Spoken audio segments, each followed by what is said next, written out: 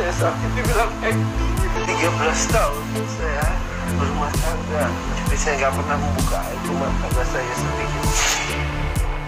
Jadi disolidnya di ini di bagian kepala sama leher, karena tangannya aja udah digerakinnya itu udah separuh itu udah kaku. Ya, kondisi Pak Ferry pada hari ini dalam keadaan baik dan sehat. Beliau tetap melakukan aktivitas seperti biasa, melakukan sholat, berdoa, berharap kepada Tuhan untuk jalan yang terbaik bagi perkara yang sedang dialami oleh Pak Ferry. Kalau sakit itu kan yang diderita Pak Ferry sudah sejak lama, itu kan riwayat penyakit. Satu juga ada penyakit-penyakit yang lain seperti sakit asam lambung. Jadi ya walaupun sakit tetap ada tapi dijalani. Di samping itu juga kami tim penasihat hukum sudah mengajukan permohonan untuk penangguhan penahanan atau tindakan pengalihan penahanan. Dan kami juga berharap supaya kepolisian Polda Jawa Timur menerima permohonan kami dan menangguhkan tahanannya Pak Ferry. Waktu kejadian itu, saat mendengar pertama kali, memang ibu saya cukup shock ya saat itu, karena bagaimanapun namanya seorang ibu mendengar berita tersebut seperti ditimpa sesuatu yang besar. Dan saat itu juga ibu saya mencoba untuk berkomunikasi, namun tidak diangkat oleh pihak yang merasa menjadi korban. Dan saat itu berita-berita makin banyak bermunculan. Tak hanya ibu saya dan saya pun mencoba untuk berkomunikasi dengan yang katanya itu korban. Namun tidak diangkat juga. Saya coba WA juga tidak ada respon, tapi WA-nya sudah dibaca. Saya saat itu bingung, ini kenapa? Apa yang terjadi? Atau apa yang sudah dilakukan? Saya pikir kalau namanya keributan itu pasti ada di setiap dalam rumah tangga. Hanya kita tuh terus berimajinasi, ini kenapa? Karena kita cuma dikirimkan sebuah foto. Lalu di situ saya cuma bisa menenangkan ibu saya. Saya nggak bisa bicara banyak. Saya cuma bilang, Mam, tolong tenangin. Kita ini juga nggak tahu apa-apa. Yang pasti saat itu karena saya mengurus ibu saya dari keadaan beliau sakit sampai menjalani operasi, dan masa pemulihan itu semua saya yang lakukan dengan kakak-kakak saya. Dan setelah itu lalu saya mencoba mencari tahu dari sana sini, termasuk saya juga menghubungi Ibu Made Ayu. Lalu jawabannya tidak diangkat juga dan tidak ada respon apa-apa saat itu. Artinya pihak orang yang menjadi korban ataupun pihak keluarga korban itu seolah menutup diri gitu ya? Ya betul, kita sama sekali tidak ada komunikasi, dan lalu tahu-tahu sudah berada di kantor polisi.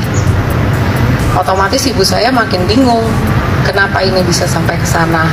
Dan saking stresnya, banyak pertanyaan, mungkin juga akhirnya semua ngumpul di rumah saya saat itu, banyak kepenasaran, lalu mungkin stres, nggak bisa makan, nggak bisa tidur, sehingga menyebabkan pembuluh darahnya pecah.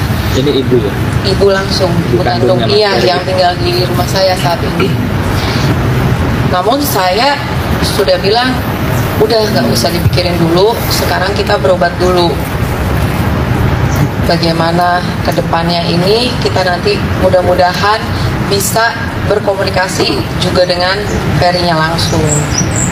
Dan alhamdulillah sejak saat itu kita ada komunikasi dengan kakak kami sendiri, tapi kakak kami pun belum bisa menjawab apa-apa seperti keadaannya shock. Maka itu saya juga bingung, makin bingung lagi nih, kenapa dua-duanya saya nggak bisa mendapatkan jawaban apapun dari sana sini. Yang saya dengar cuman ada laporan polisi dan sudah di kantor polisi, tiba-tiba tambah runyam, ya sudah. Jadi kita semua isinya pertanyaan aja. Demikian sejauh ini yang saya dapat sampaikan. Penahanan sudah sesuai dengan bukti-bukti yang ada. Sudah itu aja. Karena waktu BAP pertama, waktu dia sebelum jadi tersangka, yaitu sebagai terlapor, Ferry itu mengakui bahwa memang gidanya dibentur-benturkan ke hidungnya si Vena sehingga keluar darah. Tapi setelah ditunjuk pengacara, saya sudah jadi tersangka, tiba-tiba dia berubah jawaban dengan mengatakan bahwa Vena itu yang mukul-mukul dirinya sendiri. Padahal kan keributan saat itu kan kelihatan, sampai CCTV semua ada, sama petugas hotel juga dari saksi. Tadi menyangkal Bang bahwa dia menuduh Vena Melinda. Ya kan sudah bilang di BAP pertama dia udah tanda tangani, dia mengakui waktu dia sebagai terlapor sudah tersangka. Itu kan menjadi bukti juga kan, belum lagi berbagai saksi segala macam, petugas hotel, terjadi keributan dan sebagainya. Ya kan, dari segi logika mana ada orang mukul-mukul keluar darah, ya kan? Tapi kan pasti orang nggak ada lah, pasti. Tapi kalau di bekasnya pun nggak ada pemukulan kan? Katanya juga Vena darahnya diedit, bener nggak Bang? Vena artinya apa itu, Bang? Saya nggak tahu surat cinta itu apa. Yang jelas hari ini Vena cerita sama saya betapa dia 3 bulan ini sangat stres, di mana dia misalnya dia punya suami, tapi kalau suaminya ini kalau keluar rumah dia harus kasih uang Grab 150.000. Terus kalau beli pulsa dikasih 250.000 sebulan. Aduh, gimana coba? Ya, coba. Sampai Bang, tanggapannya soal darah yang diedit gimana sampai Bang? uang pulsa pun Vena yang bayarin. Bang, tanggapan darah diedit itu gimana Bang oleh Mbak Vena? Bagaimana bisa darah diedit? Karena pada saat kejadian itu kan ada saksi hotel semua. Pada saat dia berdarah-darah ada saksinya, ada petugas hotel datang. Jadi kalau ada yang mengatakan bahwa itu diedit, tawas lu, gua pidana lu, semua itu fitnah itu. Berita hari ini, keterangan keluarga Ferry Irawan terkait kasus KDRT. Pihak keluarga akhirnya ikut bersuara usai Ferry Irawan bertubi-tubi diterpa isu miring. Mereka berusaha membantah sederet tudingan yang diarahkan pada Ferry Irawan yang kini terseret kasus KDRT. Sementara itu, diberitakan sebelumnya, kuasa hukum Ferry Irawan, Jeffrey Simatupang, sudah ancang-ancang mundur dari posisinya andai lelaki 45 tahun itu terbukti melukai Vena Melinda atas tuduhan KDRT.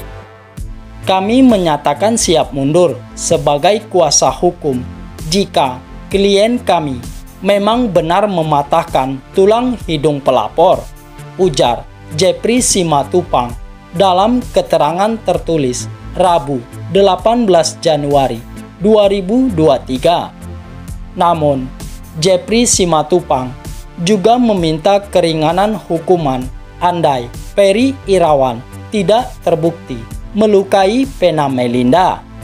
Jika hasil pemeriksaan medis menyatakan tidak ada patahnya tulang hidung, maka kami berharap pasal 44 ayat 4 UU PKDRT dapat diterapkan terhadap klien kami, kata Jeffrey Simatupang.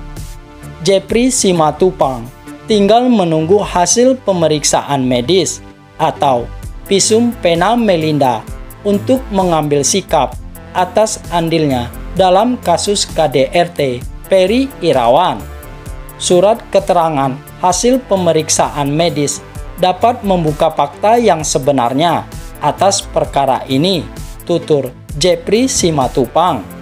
Diketahui, Vena Melinda melaporkan dugaan KDRT Ferry Irawan ke Polres Kediri Kota pada 8 Januari 2023 usai terlibat cekcok di salah satu hotel di sana.